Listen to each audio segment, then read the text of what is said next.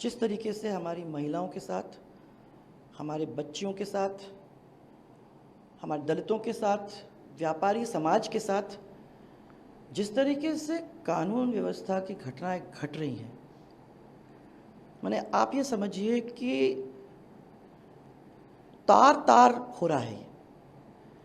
और मैं अभी आपके ही फिगर्स देख रही थी, महिलाओं के खिलाफ सबसे ज़्यादा आपराधिक घटनाएं यहाँ राजस्थान में हुई हैं। 54 महीने में 10 लाख से ज़्यादा आपराधिक घटनाएं हुई हैं। 7,500 से ज़्यादा निर्दोषों की हत्याएं हुई हैं। महिलाओं के साथ अत्याचार और दुष्कर्म 2 लाख मुकदमे ऐसे दर्ज कराए गए हैं। दुष्कर्म की करीबन 33,000 घटनाएं हुई हैं, जो इस देश के 22% है। दुखद है कि दुष्कर्म की घटनाओं में राजस्थान नंबर 1 प्रदेश बन गया है। मुख्यमंत्री के गृह क्षेत्र में महिलाओं के खिलाफ अपराध की घटनाएं हो रही हैं, परंतु सब चुप हैं, कोई बोल ही नहीं रहा इस पे।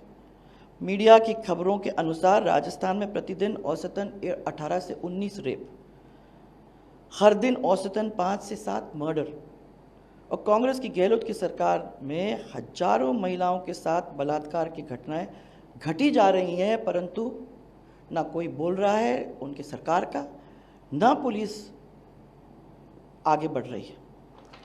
अभी आप अगर देखेंगे, जब ये सरकार आई उसके कुछ ही दिनों बाद थाना गाजी के रेप का कांड सबके सामने है। और मैंने उनने दुष्कर्म तो करा ही करा, परंतु उसके साथ उसका वीडियो करके उस वीडियो को वायरल करने का जो काम किया, जो इतना घिनौना काम था, फिर भारतीय जनता पार्टी लगी तब इस केस का खुलासा हुआ, नहीं तो इसके पीछे कोई सरकार की ओर से कोई काम हो ही नहीं रहा था। इसके साथ साथ जोधपुर के अंदर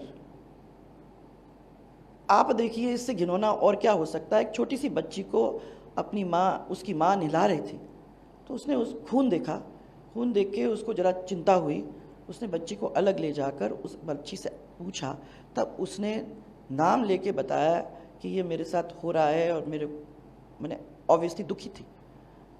तब रिपोर्ट हुई। आदमी मैंने बच्चियों को नहीं छोड़ रहे हैं इस प्रदेश के अंदर, और हमारी सरकार बच्चियों को सुरक्षित नहीं रख सकते। हमारी जब स्कूल जाती हुई बच्चियां हैं, जो माँ बाप उन बच्चियों को स्कूल भेजते हैं, वो डरते हैं कि हमारी बच्ची सेफली जाएगी, वापस सेफली आएगी कि नहीं, चिंतित रहते हैं जब तक वो वापस स्कूल से नहीं आती। आज ये परिस्थिति ऐसे प्रदेश में, जिस प्रदेश के अंदर महिलाओं की इज्जत सर आंखों पे रखी जाती थी, ऐसी स्थिति आज हमारे राजस्थान प्रदेश के अंदर। ये अकेले ही नहीं है, आप ये देख लीजिए कि मुख्यमंत्री के घर के 5 किलोमीटर दूर वैशाली नगर के अंदर 10 साल के बेटे के सामने एक महिला के साथ दुष्कर्म होता है, उसके बाद उसके ऊपर पेट्रोल डलाकर जलाया जाता है। करौली के अंदर आपने कुछ ही समय पहले ये बात निकल के आई थी, एक लड़की के साथ दुष्कर्म होता है, उसको गोली मारी जाती है, उसके ऊपर एसिड डाला जाता है और फिर उसको कुएं के अंदर फेंका जाता है, उसकी बॉडी कुएं से रिकवर होती है। इसी तरीके से आप ये देख लीजिए, एक सिख बच्ची के साथ अलवर के अंदर गैंग रेप होता है और उसके बाद उसका मर्डर कर दिया जाता है। पर उससे और खराब एक बच्ची जो रियली भयावह है, दलित युवती के साथ गैंग रेप करके, जिसमें बताते हैं पुलिस वाले भी शामिल थे। वो बेचारी गूंगी थी, बहरी थी। माने आप ये समझिए कि रक्षक ही अगर भक्षक बन जाते हैं तो इस प्रदेश का क्या हाल आगे चल के होने वाला है। दौसा में अपहरण का केस, मैं तो कुछ ही आप लोगों को गिना रही हूँ। दौसा में अपहरण करने का एक विरोध जब उसने किया माँ बाप ने, तो पिता को कुचल डाला और माँ के ऊपर हमला करके उसको घायल कर दिया, उसके बाद उसका अपहरण कर दिया। ये क्या है और कब और कैसे रुकेगा? राजधानी के अंदर आत्मदाह का मामला सामने आया है। माने चरम सीमा पे है महिला उत्पीड़न। और मैं महिला उत्पीड़न, बच्चियों की तो बात कर ही रही हूँ, परंतु दलितों के साथ भी कोई इन्होंने छोड़ा नहीं है। 2022 के अंदर राजस्थान में दलितों पर 8,000 से ज़्यादा मुकदमे दर्ज हुए।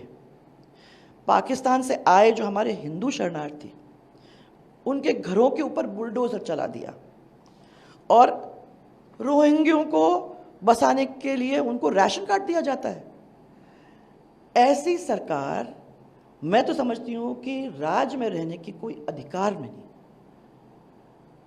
ये तो मैं कुछ ही बातें आप लोगों के सामने रख रही हूं। मैं तो देख के इतनी आहत हूं, खुद महिला होने के नाते मैं आहत हूं कि मेरी महिलाओं के साथ इस तरीके का राजस्थान के अंदर आज काम हो रहा है।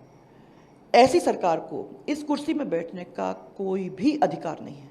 मैं तो समझती हूं कि शर्म होती तो रिजाइन